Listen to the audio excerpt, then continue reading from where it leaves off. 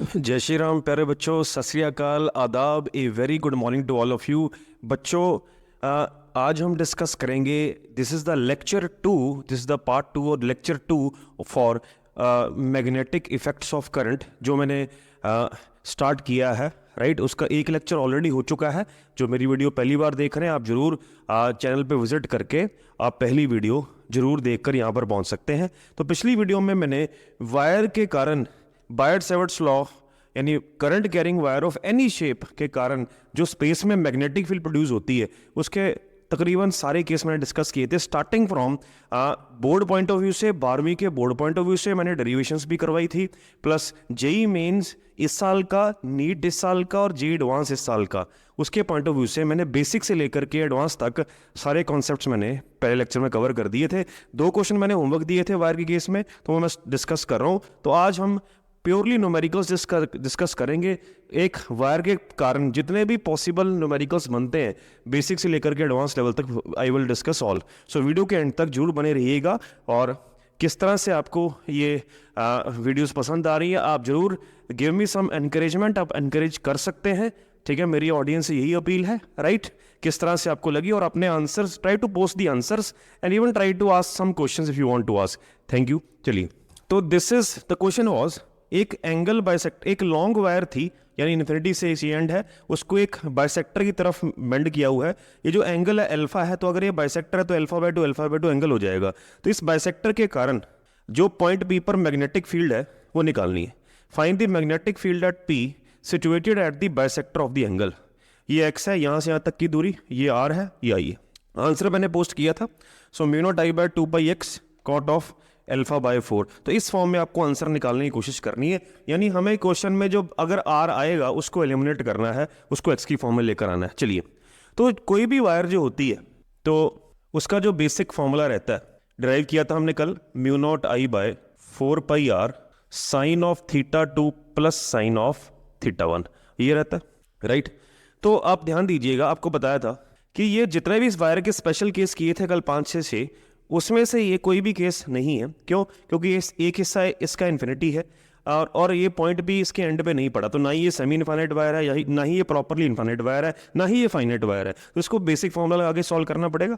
Right, तो क्या करें अब, अगर ये पॉइंट पी है तो देखा जाए तो अगर इसका कोना हम यहाँ से जोड़ नहीं सकते, यानी ये एंगल दोनों कोनों को जोड़ते हैं, तो एक एंगल तो इसका कोना है ही नहीं, तो एक एंगल तो हमेशा आप थीटा 1 या थीटा 2 मान लीजिए, वो 90 ही रहेगा। राइट, और दूसरा एंगल क्या होगा, देखिए एंगल जो भी देखते हैं इसका कोना है, तो हम पॉइंट से वो एंगल देखते हैं, यानी ये एंगल आपको थीटा 2 या थीटा 1 लेना पड़ेगा। तो अगर ये 90 है, ये अल्फा बाय 2 है, तो this will be 90 minus alpha by 2, यानी ये आ गया mu not I by 4 pi r. ये तो परपेंडिकुलर डिस्टेंस यही हुआ। ठीक है, एक एंगल आप ले लीजिए sine of 90 minus alpha by 2, और एक एंगल आप ले लीजिए साइन ऑफ 90। ठीक है, तो ये बन गया mu not I by 4 pi r, this becomes cos alpha by 2, this is 1, so this is 1 plus cos alpha by 2। ये तो एक वायर के कारण हुआ। तो पहले अगर डायरेक्शन भी देखें तो देखिए, राइट हैंड पाम रूल लगा सकते हैं, या जैसे हमारी थंब रूल, थंब करंट की तरफ। राइट, तो इस तरह से हमारी जो पाम है बाहर की तरफ आ रही है, तो इस पॉइंट पर तो आपका फील्ड बाहर की तरफ। ऐसे ही इसमें देखेंगे तो इसमें भी पाम बाहर की तरफ आ रही है, तो दोनों के कारण फील्ड जो है वो बाहर की तरफ है, डॉट, और नेट फील्ड 2 से मल्टीप्लाई कर देंगे, क्योंकि इस वायर की वजह से भी सेम ही आएगी। तो अब इसको बस सॉल्व करना है। देखा जाए तो आंसर एक तरह से हमारे पास आ चुका है। तो ये फॉर्म में बनाने की कोशिश करनी है। मुझे कोटेंजेंट अल्फा चाहिए और आर को रिप्लेस करना है। देखिए, आर को तो रिप्लेस कर दूंगा, इस ट्राइंगल में साइन अल्फा बाय 2 निकाल दीजिए, तो sine alpha by 2 will be perpendicular upon hypotenuse x, तो आर बन जाएगा एक्स साइन अल्फा बाय 2, तो डाल देते हैं।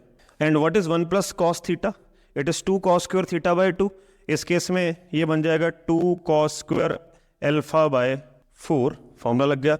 एंड यहाँ पर हम देखते हैं 2 से 2 कट रहा है, सो mu not I by 2 pi x, तो mu naught I by 2 pi x तो निकाल लिया। अब सारा कुछ को टेंजेंट में कन्वर्ट करना है, तो फिर इसको मतलब इसको रिप्लेस करना पड़ेगा। साइन थीटा का फॉर्मूला होता है 2 sine theta by 2 cos theta by 2।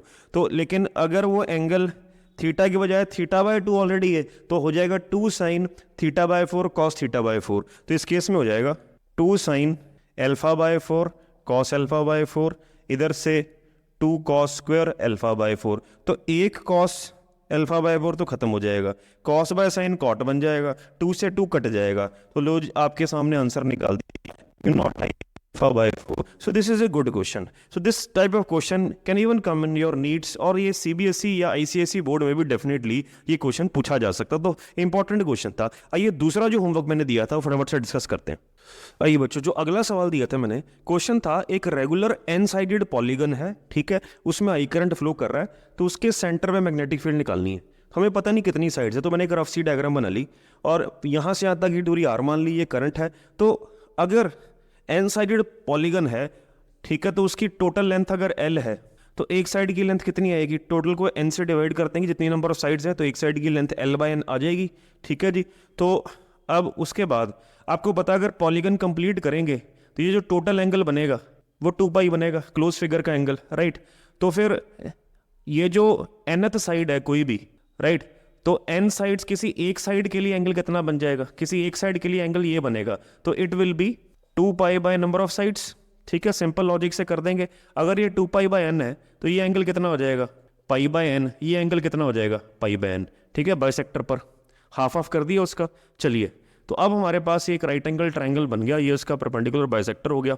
तो किसी एक साइड की वजह से यहाँ पर फील्ड, ये स्ट्रेट वायर होगी जिसके दोनों कोने जुड़ रहे हैं, दोनों कोने जुड़ रहे हैं, तो एंगल थीटा टू थीटा 1 दोनों गिवन है। तो यानी एक वायर के कारण mu not I by 4 pi r, this is r, into sine theta two, that is sine of pi by n, plus sine theta 1, that is sine of pi by n, ठीक है। अब बस ये answer बनाना है, यानी option इस तरह से गिवन है। हमें टेंजेंट भी चाहिए, साइन तो है, टेंजेंट बनाना पड़ेगा, ठीक है। ये 2 पाई आर अलग से चाहिए, पाई एक और चाहिए, एन स्क्वायर इस तरह से कुछ चाहिए हमें, ठीक है प्यारे बच्चों। तो चलिए करने की कोशिश करते हैं, ऑप्शन बनाने की कोशिश। आर को पहले रिप्लेस करते हैं, ये जो ट्रायंगल है राइट, उसमें आर और ये जो साइड है, अगर ये पूरी एल बाय एन है, उसका हाफ हो गया एल बाय 2n, तो ये ट्रायंगल में हम आर और इसको चाहिए हमें, तो टेंजेंट आ गया परपेंडिकुलर बाय बेस, तो टेंजेंट पाई बाय एन अगर यहाँ पे निकालें, tangent of pi by n, तो it is perpendicular by base l by 2n into r, so r आ गया l by 2n divide by tangent pi by n, यानी 1 bye tangent cot हो गया, तो ये आ गया cot of pi by n, ठीक है जी। सो ये आर आ गया, यहाँ डाल देते हैं, so this becomes mu not I by 4 pi into l by 2n into cot of pi by n, ये कुछ बन गया हमारे पास।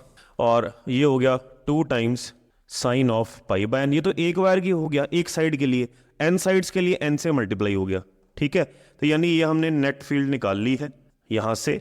अब ये एन ऊपर जाएगा, स्क्वायर हो जाएगा, तो देखिए mu not I n square तो हमने बना लिया, so mu not I n square, ठीक है, ये इससे काट दीजिए, तो ये हो गया 2 पाई इंटू एल आ गया as it is, cot of, check कर लें, एन ऊपर चला गया, 2 पाई आ गया, ठीक है, cot of pi by n into 2 of sine of pi by n, ठीक है मेरे बच्चों, ये 2 से ये कट गया, राइट। अब जो एल है, total length 2 pi r, so this will be regular n sided polygon है, so pi into 2 pi r, pi into 2 pi r, ये बन गया हमारे पास, सी भी बन गया। तो अब 1 बाय को टेंजेंट क्या होता है, tangent tan pi by n into sine of pi by n, तो I hope it is clear. तो सेम बन गया mu not I n square, yes, tangent into sine pi into pi r, so this is how you find the field. This is another a good question, right. चलिए आगे, आज भी कुछ selected question basic से लेकर के NEET level भी, और ये जो मेरी वीडियो है ये नीट वाले भी देख सकते हैं, बोर्ड जो इस साल के लिए, या कभी भी आपने नीट देना है इस साल, अगले साल, कभी भी आपने जेई मेन देना है इस साल, अगले साल, मैंने हर पॉइंट ऑफ व्यू से ये वीडियोस बनाने की कोशिश की है। आप जरूर वीडियो के एंड तक बनिए रहिएगा और पूरी वीडियोस देखकर अपना फीडबैक जरूर दीजिए। धन्यवाद। हाँ जी प्यारे बच्चों, अगला सवाल उठाते हैं। तो क्वेश्चन में 4 लॉन्ग वायर्स थी, मान लीजिए this is wire 1, this is wire 2, this is wire 3, this is wire 4, ये और ये, इन सभी में जो करंट जा रहा है वो 5 एम्पियर जा रहा है, क्वेश्चन में गिवन है। और ये सभी जब इंटरसेक्ट करती हैं तो ये एक छोटी स्क्वायर बनती है ABCD, क्वेश्चन में गिवन ही है, और उसकी साइड जो गिवन है स्क्वायर की 5 सेंटीमीटर, यानी ये साइड मैंने A मान ली, तो ये 5 सेंटीमीटर है, ठीक है। और एक तो हमें इन सभी अरेंजमेंट की वजह से पॉइंट P पर मैग्नेटिक फील्ड निकालनी है जो कि स्क्वायर का सेंटर है, राइट। एक इस सभी वायर्स की वजह से Q1, Q2, Q3, Q4 पर मैग्नेटिक फील्ड निकालनी है। और क्वेश्चन में गिवन है यहाँ P से हर एक Q1 या Q2 की दूरी जो है, जो इस छोटी स्क्वायर का डायगोनल है, यानी ये उतनी लेंथ है, यानी यहाँ से लेकर के ये लेंथ या यहाँ से लेकर के ये लेंथ या ये वो सारी किसके बराबर है? ये जो छोटी स्क्वायर बनी उसके डायगोनल जो है उसके बराबर है। तो फिर हम क्या कर सकते हैं? तो पहले इसका डायगोनल निकाल देते हैं। अगर ये ए है, ये है, √2a आ गया पाइथागोरस से, तो यानी यहाँ से लेकर यहाँ लेंथ बनी वो √2a बन गई। a 5 सेंटीमीटर है, यानी मीटर में निकालना है, तो इट बिकम्स 5√2 इंटू 10⁻² मीटर होगी यहाँ से लेकर यहाँ तक लेंथ। अगर हम इसको ध्यान से देखें, अगर मैं इसको भी जोड़ दूं तो ये भी एक बड़ी स्क्वायर बन जाएगी, सिमेट्रिकल फिगर है। सो this becomes a bigger square. Bigger square का हमें हाफ डायगोनल पता है, तो यहाँ से यहाँ के लिए फुल डायगोनल कितना हो जाएगा वो निकाल लेते हैं। मान लीजिए फुल डायगोनल यानी बड़ी स्क्वायर की साइड L' बड़े स्क्वायर का डायगोनल L' मान लेते हैं, तो हाफ डायगोनल उसका ट्वाइस हो जाएगा।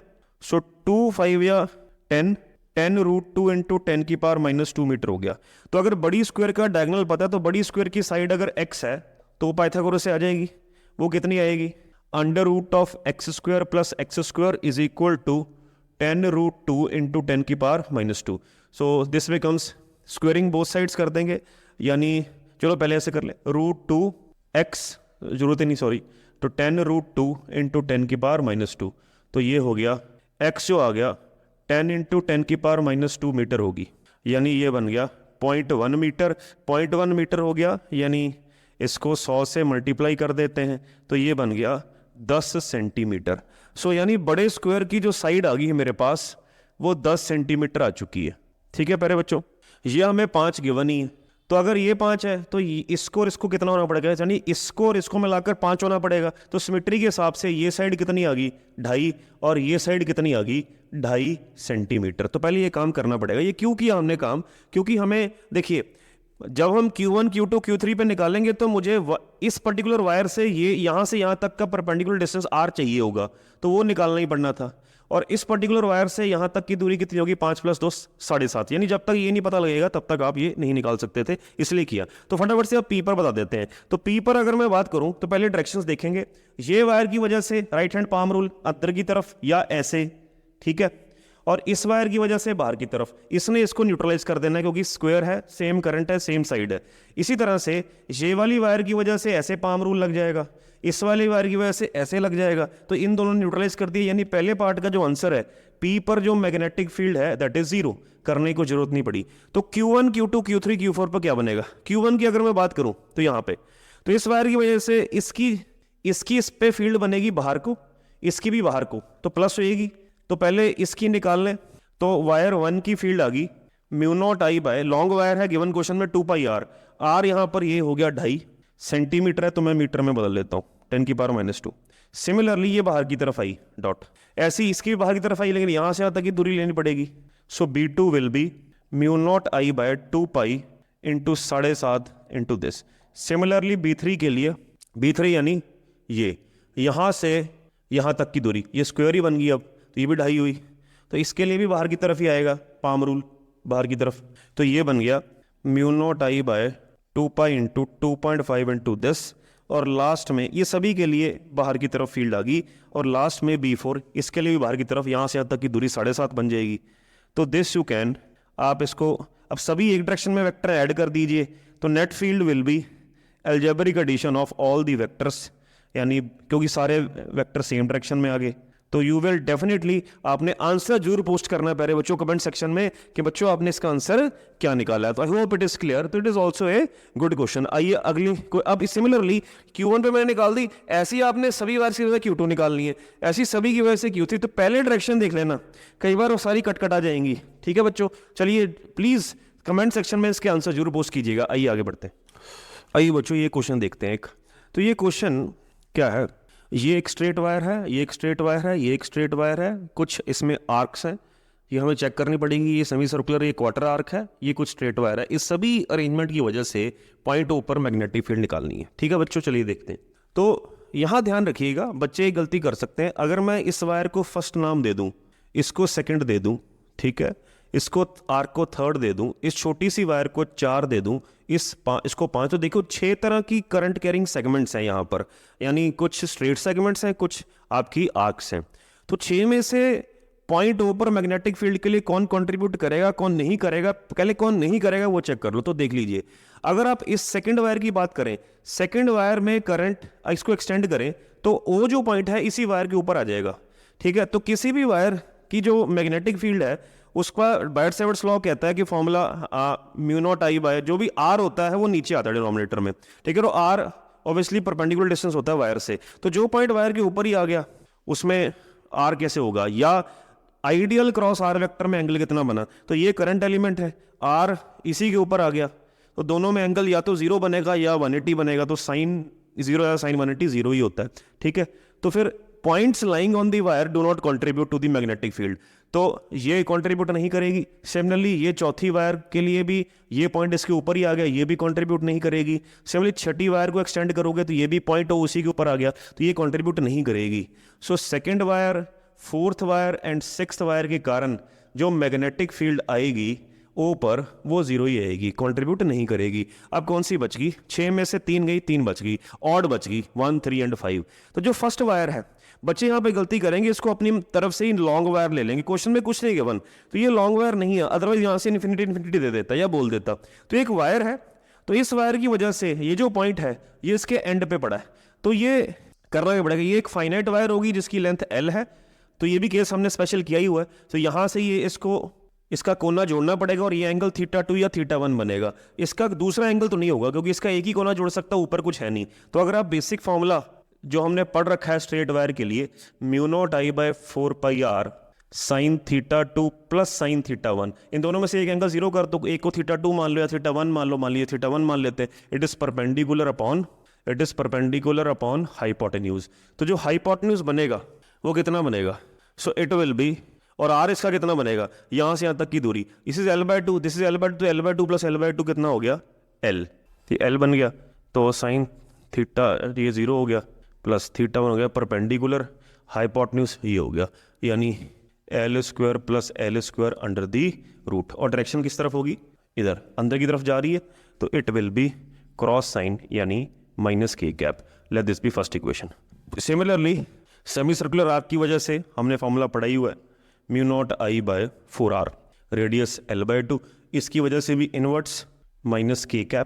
सिमिलरली फिफ्थ क्वार्टर आर्क के लिए भी फॉर्मूला पड़ा हुआ है, mu not I bye 8r, इसका रेडियस कितना होगा, L/4, ठीक है प्यारे बच्चों। तो ये भी -k ही है, आप चेक कर सकते हैं, ठीक है। करंट ऐसे आ रहा है, कर्ल कर लो फिंगर अंदर को, सभी एक डायरेक्शन वेक्टर ऐड कर दो, तो सबको जब प्लस करोगे तो बी नेट विल बी, हाँ, तो ये L इससे कट जाएगा, तो ये बच जाएगा mu not I by 4 by √2L plus ये इससे कट गया, mu not I by 2L plus ये इससे कट गया, तो ये भी mu naught I by 2L, सारे ही -k को इनको प्लस कर लो, तो ये आ गया mu not I by 4√2 pi L plus 2 times mu not I by 2L, इससे ये कट गया। This is the answer, cross sign यानी -k। प्यारे बच्चों आइए आगे बढ़ते हैं। तो बच्चों ये जो सवाल आया था ना, ये एडवांस के पेपर में आया था 2022 में, तो देखिए इतना डिफिकल्ट क्वेश्चन नहीं है, तो नीट के लिए भी हाईली एक्सपेक्टेड क्वेश्चन है, बड़े फेवरेट क्वेश्चन है, ऐसे वायर को अलग अलग शेप्स में देता है वो, तो ध्यान से कीजिएगा। आइए आगे बढ़ते हैं। आइए बच्चों अगला सवाल देखते हैं। A non planar conducting loop, ये कंडक्टिंग वायर है, non planar, right. Non planar का मतलब है एक ही प्लेन में नहीं है चीज़ें, ठीक। कुछ हिस्सा इसका किसी और प्लेन में, कुछ हिस्सा इसका किसी और प्लेन में, जैसे आप देख सकते हैं। Each of the straight sections of the loop is of length a, her straight section a length का है, आपको b वेक्टर निकालना है, और ऑप्शन बेसिकली यहाँ पे बोला हुआ है कि जो मैग्नेटिक फील्ड है वो किस डायरेक्शन में होगी, फाइंड b अलोंग ए डायरेक्शन। तो जो इस पॉइंट पर P0, पर जो मैग्नेटिक फील्ड होगी उसकी केवल डायरेक्शन बतानी है, वो किस डायरेक्शन के अलोंग होगी, तो डायरेक्शन आपको इस फॉर्म में दी हुई है। चलिए यही देखते हैं। उसने स्पेसिफाई कर दिया है कि इस तरफ z है, इस तरफ x है और ये y है। ये y का मतलब अब क्या हुआ, तो x y z, तो अगर x और z इन दी प्लेन है तो y obviously perpendicular to the plane होगा, तो y आपका ऐसे पीछे होगा, पीछे की तरफ, जिस तरफ मेरा ये पेन अंदर की तरफ जा रहा है, राइट। तो अब हम क्या कर सकते हैं, तो पहले देखते हैं a0, a किस तरफ है, a x है, y इसका है नहीं z, यानी एक्स जेड प्लेन में हुआ ये z है, ये x है, तो कहीं यहाँ पर मान लीजिए पॉइंट हुआ p, यहाँ पर फील्ड निकालनी है, एक्स जेड प्लेन में ये पॉइंट है। तो एक्स जेड प्लेन हमारी इस क्वेश्चन में कॉपी की प्लेन है, जो नॉर्मल में हम एक्स वाई मानते हैं, तो कॉपी की प्लेन यानी बोर्ड की प्लेन है ये, ठीक है, एक्स जेड प्लेन। तो अब डायरेक्शन देख लेते हैं। तो अब ध्यान से देखिए, ये वाई अंदर की तरफ है, तो अब ये वाई जब पीछे की तरफ जाएगा, राइट, तो इस एक तरह से ये सोफा नजर आएगा आपको, सोफा इन द सेंस के ये चीज़, ये वाई आप पीछे ले जाइए, पीछे ले जाइए, तो इमेजिन कर लीजिए कि ये, मैं एक सेकंड बताने की कोशिश करता हूँ, ये वाई पीछे चला गया, तो ये जो कुर्सी है ये मेरे हाथ की तरफ आ गई, ऐसे, ये ऐसे होगा, यानी अब ये जो साइड है इसमें करंट ऐसे आएगा, तो इसको ऐसे पीछे से पकड़ेंगे, थंब इधर आ जाएगा, यानी ये जो सेक्शन है, मैं नाम दे देता हूँ, ये फर्स्ट सेक्शन है, ये सेकंड सेक्शन। फर्स्ट सेक्शन की वजह से पी पॉइंट पे जो फील्ड है वो राइट साइड की तरफ है, यानी वो आई कैप की डायरेक्शन की तरफ है।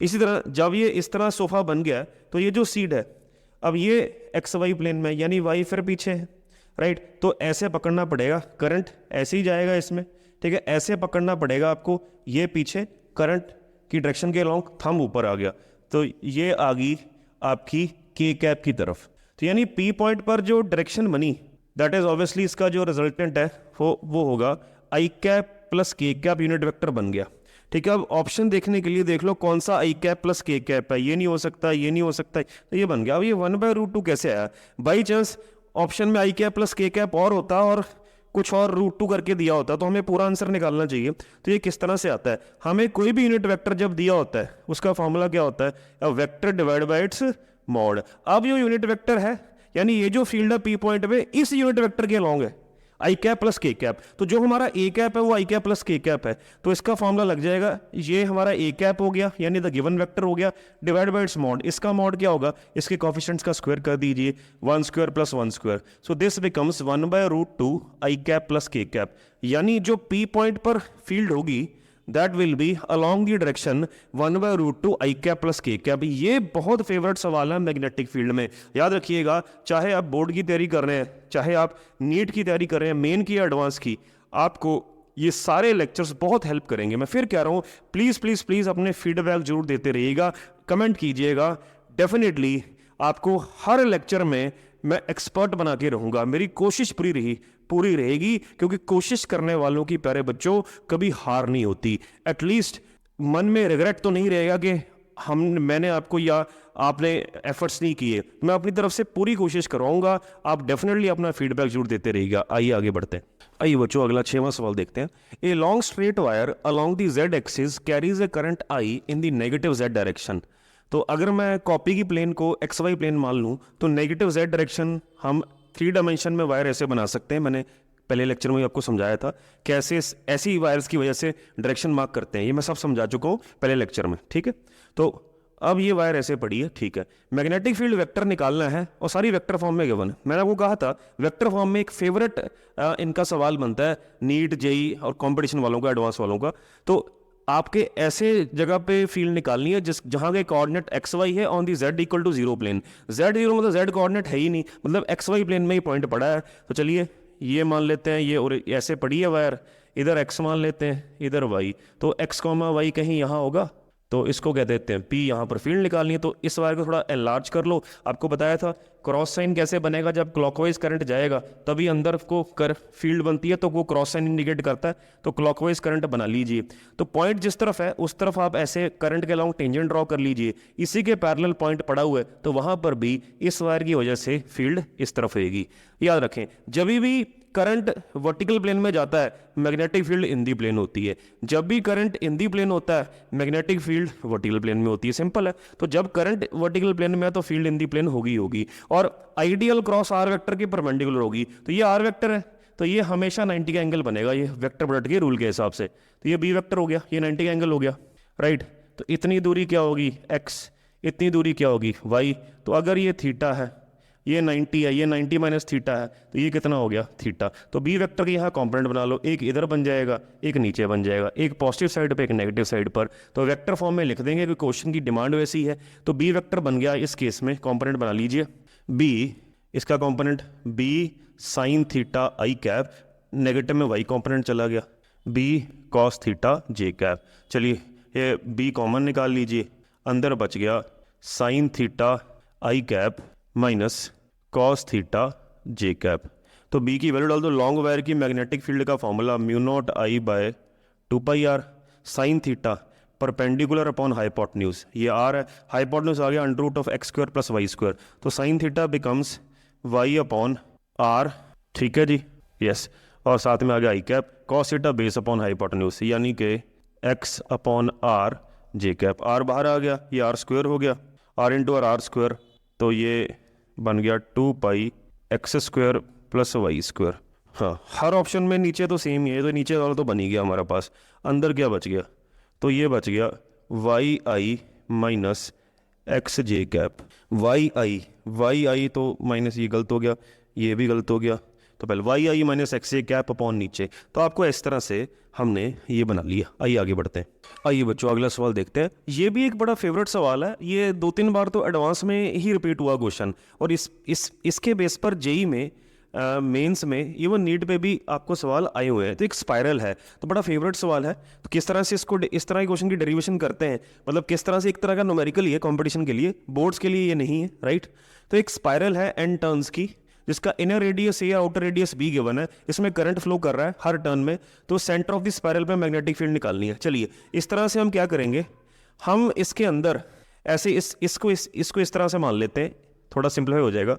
ये ए हो गया, ये बी हो गया, तो हम यहाँ पर एक एलिमेंट मान लेंगे जिसका डिस्टेंस यहाँ से आर है, और इसकी विड्थ भी मानेंगे, और देखेंगे इस विड्थ में कितनी टर्न्स आएंगी वो कैलकुलेट करेंगे। तो ये जो विड्थ है डी आर विड्थ, इसमें कितनी टर्न्स है ये कैलकुलेट करते हैं। तो देखिए हम कहेंगे बी में से ए माइनस करेंगे तो इतनी विड्थ आ जाएगी, तो हम कहेंगे बी माइनस ए जो विड्थ है हैज़ कितनी टर्न्स, एन टर्न्स, क्वेश्चन में गिवन है। इतनी विड्थ में इतनी टर्न्स है, एक विड्थ में इतनी टर्न है, हमें कितनी विड्थ में निकालनी है, डी आर विड्थ में। तो डी आर विड्थ में उस छोटे एलिमेंट जो हमने माना है उसमें इतनी टर्न्स है, यानी ये हमारे पास डी एन आ गया। तो उस छोटे एलिमेंट के कारण जिसका रेडियस आर है उसके कारण पहले निकाल देंगे फील्ड, डी बी निकलेगी, it will be mu naught d N हमने निकाल लिया हुआ है, एन ये पूरा डी एन हो गया, mu not an I by 2r, यानी सर्कल का हमने फॉर्मूला लगा दिया, mu not an I by 2r, ये डी एन है। टोटल हम इंटीग्रेट कर देंगे, इंटीग्रेट करके जब करोगे कांस्टेंट टर्म सारी बाहर आ जाएंगी, mu not N be constant, b minus a be constant, 2r be constant, नहीं आर नहीं constant, 2 constant, I constant, integration of d r by r. Limits डाल देंगे, हमें ए से बी तक इंटीग्रेट करना है, ए से बी तक। चलिए सॉल्व कर लो। So mu not an I by twice of B minus a, 1 by r d r की integration log to the base e हो गया, upper limit minus lower limit, log B minus log a, उसकी property लग जाएगी log B bye ए। तो this is the formula. ये बड़ा एक इंपॉर्टेंट रिजल्ट है स्पाइरल के केस में, आप डेफिनेटली इसको याद कर सकते हो। कई बार डायरेक्ट फॉर्मूला बेस्ड क्वेश्चन आ जाएगा आपको, चाहे वो नीट की बात है चाहे वो जेई की बात है, ठीक है। पर जो स्पाइरल का क्वेश्चन ये इंपॉर्टेंट था। आइए आगे बढ़ते हैं। तो आइए बच्चों अगला सवाल देखते हैं। तो ये भी एक क्वेश्चन है, तो ये भी आईआईटी यानी जेडब्ल्यू एडवांस का क्वेश्चन है, ठीक है। ईयर मुझे एग्जैक्टली याद नहीं, तो highly expected question in NEETs as well as JEE Main. तो देखिए आप, तो इसमें एक सिमेट्रिकल फिगर बनाई है, ये आउटर आर्क है, ये इनर आर्क है, बाकी ये स्ट्रेट पोर्शंस हैं। इस सभी सिस्टम की वजह से सेंटर पे मैग्नेटिक फील्ड निकालनी है, और हर आर्क सेम एंगल सेंटर पे बनाता है, हर आर्क चाहे छोटी चाहे बड़ी आर्क है, करंट से दिया हुआ है। तो देखिए इसको थोड़ा सा लॉजिक से कर देते हैं। तो ये स्ट्रेट पोर्शंस इस तरह से बनाए गए हैं कि इनको जब एक्सटेंड करोगे, थोड़ी डायग्राम मैंने सिमेट्रिकल है सारी, जब एक्सटेंड करोगे ये सारे ही इसी तरह ये इसी से पास करेंगे, इस तरह से सिमेट्रिकल डायग्राम है। तो जो वायर में करंट फ्लो करेगा वो कंट्रीब्यूट नहीं करेगा, क्योंकि सारे ही उसी पॉइंट से पास करेंगे। The points lying on the wire do not contribute, तो स्ट्रेट पोर्शंस तो नहीं कंट्रीब्यूट करेंगे। तो बचे 4, 1, 2, 3, 4 छोटी आर्क्स और 4 बड़ी आर्क्स, 5, 6, 7, 8, यही कंट्रीब्यूट करेंगी सेंटर पर, राइट। अब देखते हैं ये आर्क किस तरह से बनती है, सिमेट्रिकल फिगर है, थोड़ा दिमाग लगाते हैं। अब ध्यान दीजिए, अगर मैं बात करूं, अगर ये पूरी फिगर ये जो डॉटेड है, अगर ये डॉटेड भी बन जाती तो ये एक सेमी सर्कल बनता। तो ये सेमी सर्कल बनने के लिए 2 इस तरह की आर्क्स मिसिंग है सेमी सर्कल बनने के लिए। ठीक है, इसका मतलब हम ये कहेंगे ये आधा सेमी सर्कल गिवन है, क्योंकि इस क्वेश्चन में 4 छोटी आर्क्स मिलाकर एक सेमी सर्कल बनता है। 4 में से 2 मिसिंग है, तो फिर 2 मिसिंग में से आधा मिसिंग है, तो सेमी सर्कल का आधा क्या हुआ? ठीक है प्यारे बच्चों, तो ये देख लो सेमी सर्कल का आधा क्या हुआ, उस हिसाब से हमने ये कर देना, यानी फिर से सुन लीजिए, राइट। तो ये 2 आर्क, ये 2 आर्क, ठीक है बच्चों, और अगर मैं ये आर्क भी होती तो एक सेमी सर्कल बन जाता, ठीक है। तो यानी कि हम ये कहेंगे कि ये हाफ ऑफ सेमी सर्कल आप कह सकते हो, तो ये हाफ ऑफ सेमी सर्कल हुआ। इसी तरह से ये हाफ ऑफ सेमी सर्कल हुआ, नीचे वाला छोटी आर्क्स का, 2 आर्क्स यहाँ पे भी मिसिंग है। तो ऊपर वाला आधा सेमी सर्कल यानी क्वार्टर सर्कल, नीचे वाला आधा सेमी सर्कल यानी quarter circle, quarter circle plus quarter circle क्या हो गया? एक सेमी सर्कल। यानी कि this and this are making 1 semicircle. तो सेमी सर्कल यानी स्मॉलर आर्क्स की वजह से जो 4 हैं वो बेसिकली सेमी सर्कल की फील्ड बन गई। सेमी सर्कल की फील्ड होती है μ0I/4R, यहाँ पे 4R1। I hope it is clear. Similar logic से अगर आप बाहर वाले देखें, दिस और ये भी 4 हैं, तो जैसे वो बना तो ये बाहर वाली आर्क्स भी एक सेमी सर्कल ही बना रही हैं, ठीक है। तो प्लस ये बन गया μ0I/4R2, रेडियस अलग है इसलिए मैंने ऐसे लिया है। तो μ0I/4 अंदर बच गया 1/R1 + 1/R2। वैल्यूज डाल दीजिए। μ0 की वैल्यू है ये, करंट की वैल्यू है 10 / 4, R1 की वैल्यू है 1/0.08, R2 की वैल्यू है। आप इजीली इसको सॉल्व कर सकते हैं प्यारे बच्चों। प्लस इसलिए किया क्योंकि इनर आर्क्स की फील्ड भी बाहर को, आउटर करंट सेम डायरेक्शन वो भी बाहर को, तो दोनों वेक्टर प्लस हो गए सिमिलर डायरेक्शन में, यानी डॉट यानी प्लस k कैप की तरफ आपका रिजल्टेंट बन जाएगा, ठीक है प्यारे बच्चों। तो थोड़ा सा हल्का सा दिमाग यहाँ पे अगर लग जाएगा तो इजीली आपका ये क्वेश्चन सॉल्व हो जाएगा। आइए आगे बढ़ते हैं।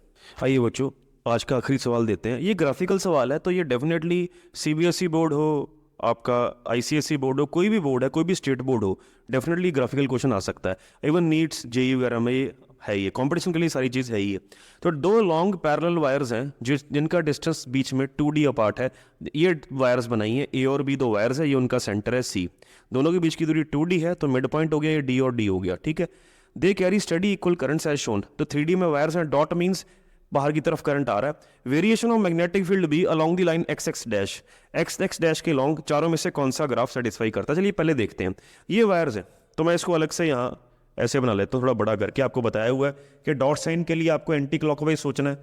तो पॉइंट्स क्या हो सकते हैं? देखिए, एक यहाँ कहीं मिड पॉइंट पे बात कर लेते हैं, एक इसके लेफ्ट पे बात कर लेते हैं P, एक इसके दोनों के राइट पे बात कर लेते हैं, ठीक है। तो जो C पॉइंट है, अगर मिड पॉइंट है, डायरेक्शन देखें तो करंट इसमें ये टेंजेंट बन जाएगा, ठीक है, इसमें ऐसे बन जाएगा, यानी ऐसे।